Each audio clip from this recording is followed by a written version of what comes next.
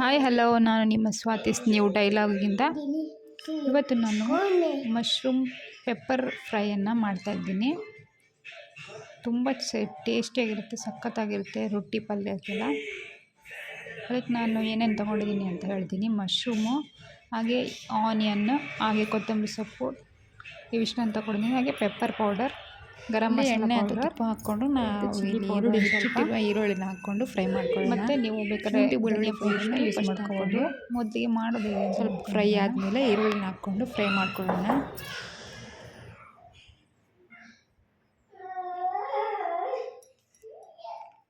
ಸ್ವಲ್ಪ ಫ್ರೈ ಆಗಲಿ, ಆಮೇಲೆ ಈರುಳ್ಳಿ ಹಾಕ್ಕೊಂಡು ಅದು ಸ್ವಲ್ಪ ಬ್ರೌನ್ ಕಲರ್ ಬರೋ ತನಕ ಫ್ರೈ ಮಾಡ್ಕೊಳ್ಳಿ. ಅಷ್ಟಾದಮೇಲೆ ನಾವು ನೀಟಾಗಿ ಮಶ್ರೂಮನ್ನು ಅರಿಶಿಣ ಪುಡಿ ಉಪ್ಪು ಹಾಕಿ ತೊಳೆದಿಟ್ಕೊಂಡು ಅದನ್ನು ಸಿಪ್ಪೆ ತೆಗಿಬೇಕು. ಸಿಪ್ಪೆ ತೆಗೆದಿಟ್ಟು ಆಮೇಲೆ ಅದನ್ನ ಹೆಚ್ಚಿಟ್ಕೊಂಡು ಅದನ್ನು ಇವಾಗ ಹಾಕ್ಕೊಳ್ಳೋಣ. ಇವಾಗ ಸ್ವಲ್ಪ ಉಪ್ಪನ್ನು ಹಾಕ್ಕೊಂಡು ಫ್ರೈ ಮಾಡ್ಕೊಳ್ಳೋಣ. ಇದಾದಮೇಲೆ ಈಗ ನಾವು ಹೆಚ್ಚಿಟ್ಟಿರುವಂಥ ಮಶ್ರೂಮ್ನ ಹಾಕ್ಕೊಳ್ತಾ ಇದ್ದೀನಿ. ಹಾಗೆ ಸ್ವಲ್ಪ ಅರಿಶಿಣ ಪುಡಿನ ಹಾಕ್ಕೊಳ್ಳೋಣ. ಇದಕ್ಕೆ ನೀರೇನು ಹಾಕೋದು ಬೇಡ, ಅದರಲ್ಲೇ ನೀರಿನ ಅಂಶ ಇರೋದ್ರಿಂದ ಅದು ಬಿಟ್ಕೊಳ್ತಾ ಇದೆ ನೋಡಿ. ಸ್ವಲ್ಪನೂ ನೀರು ಹಾಕ್ಕೊಂಡಿಲ್ಲ, ಅದೇ ನೀರು ಬಿಟ್ಕೊಂಡಿರುತ್ತೆ.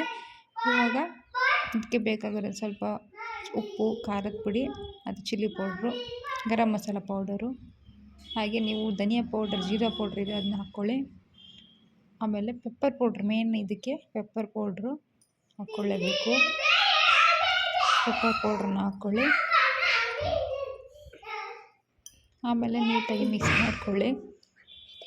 ಅದು ಸ್ವಲ್ಪ ಹೊತ್ತು ಅದನ್ನು ಫ್ರೈ ಆಗಲಿ, ಆದರೆ ಹಸಿ ವಾಸನೆ ಹೋಗೋ ತನಕ ಫ್ರೈ ಆಗಿ ಮುಚ್ಚಿಟ್ಬಿಡಿ. ನೀಟಾಗಿ ಮಿಕ್ಸ್ ಮಾಡ್ಕೊಳ್ಳಿ. ಫಸ್ಟು ನೋಡಿ, ನನಗೆ ಪೆಪ್ಪರ್ ಪೌಡ್ರ್ ಹಾಕ್ಕೊಳ್ತಾ ಇದ್ದೀನಿ. ಪೆಪ್ಪರ್ ಪೌಡ್ರ್ ಹಾಕ್ಕೊಂಡು ಅದನ್ನ ಮಿಕ್ಸ್ ಮಾಡ್ಕೊಳ್ಳಿ.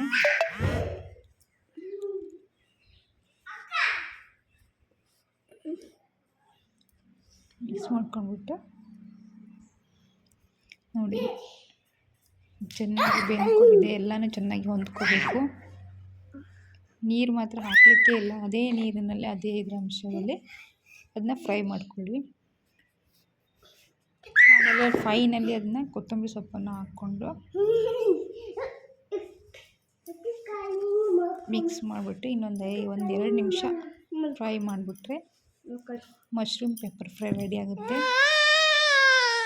ಇದಕ್ಕೆ ರೊಟ್ಟಿಗೂ ಚಪಾತಿ ಸಖತ್ತಾಗಿರುತ್ತೆ, ತುಂಬ ರುಚಿಯಾಗಿರುತ್ತೆ. ಮತ್ತು ಪೆಪ್ಪರ್ ಆಗಿರೋದ್ರಿಂದ ಒಳ್ಳೆ ಒಂದು ಟೇಸ್ಟ್ ಬರುತ್ತೆ.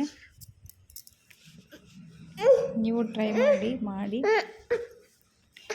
ಹೇಗಿದೆ ಅಂತ ಕಮೆಂಟ್ಸ್ ಮಾಡಿ, ಸಬ್ಸ್ಕ್ರೈಬ್ ಮಾಡಿ. Thank you.